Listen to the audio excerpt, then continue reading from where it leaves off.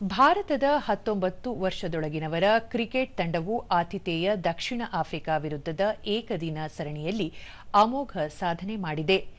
ಬೆನೋನಿಯಾ ವಿಲೋಮೋರ್ ಪಾರ್ಕ್ನಲ್ಲಿ ನಡೆದ ಸರಣಿಯ ಮೂರನೇ ಹಾಗೂ ಅಂತಿಮ ಪಂದ್ಯದಲ್ಲಿ ಭಾರತ 233 ರನ್ಗಳ ಬೃಹತ್ ಅಂತರದಿಂದ ಜಯ ಸಾಧಿಸಿದೆ. ಈ ಮೂಲಕ 3 ಪಂದ್ಯಗಳ ಸರಣಿಯನ್ನು 3-0 ಅಂತರದಿಂದ ಗೆದ್ದುಕೊಂಡಿರುವ ಭಾರತ ಆತಿಥೇಯರಿಗೆ ಮುಖಭಂಗ ಮಾಡಿದೆ. ಮೊದಲು ಬ್ಯಾಟಿಂಗ್ ಮಾಡಿದ ಭಾರತ ತಂಡವು ನಿಗದಿತ ಓವರ್ಗಳಲ್ಲಿ 7 ವಿಕೆಟ್ ನಷ್ಟಕ್ಕೆ 393 ರನ್ಗಳ ಬೃಹತ್ ಮೊತ್ತ ಪೇರಿಸಿತು. ತಂಡದ ನಾಯಕ ವೈಭವ್ ಸೂರ್ಯವಂಶಿ ಆತಿಥೇಯ ಬೌಲರ್ಗಳನ್ನು ಮನಬಂದಂತೆ ದಂಡಿಸಿ ಕೇವಲ 74 ಎಸೆತಗಳಲ್ಲಿ 127 ರನ್ ಸಿಡಿಸಿ ಮಿಂಚಿದರು. ಇವರ ಈ ಸ್ಫೋಟಕ ಇನ್ನಿಂಗ್ಸ್ ಭಾರತದ ಬೃಹತ್ ಮೊತ್ತಕ್ಕೆ ಭದ್ರ ಬುನಾದಿ ಹಾಕಿತು. ಭಾರತ ನೀಡಿದ 394 ರನ್ಗಳ ಬೃಹತ್ ಗುರಿಯನ್ನು ಬೆನ್ನಟ್ಟಿದ ದಕ್ಷಿಣ ಆಫ್ರಿಕಾ ಭಾರತೀಯ ಬೌಲರ್ಗಳ ನಿಖರ ದಾಳಿಗೆ ತತ್ತರಿಸಿತು. ಕೇವಲ 35 ಓವರ್ಗಳಲ್ಲಿ 160 ರನ್ಗಳಿಗೆ ಆಲ್ಔಟ್ ಆಗುವ ಮೂಲಕ ಶರಣಾಯಿತು.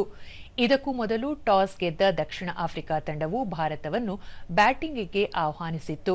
ಆದರೆ ಭಾರತೀಯ ಬ್ಯಾಟರ್ಗಳು ಮತ್ತು ಬೌಲರ್ಗಳ ಸಂಘಟಿತ ಪ್ರದರ್ಶನದಿಂದಾಗಿ ಯುವ ಭಾರತ ತಂಡವು ವಿದೇಶಿ ಮಣ್ಣಿನಲ್ಲಿ ಐತಿಹಾಸಿಕ ಜಯ ದಾಖಲಿಸಿದೆ.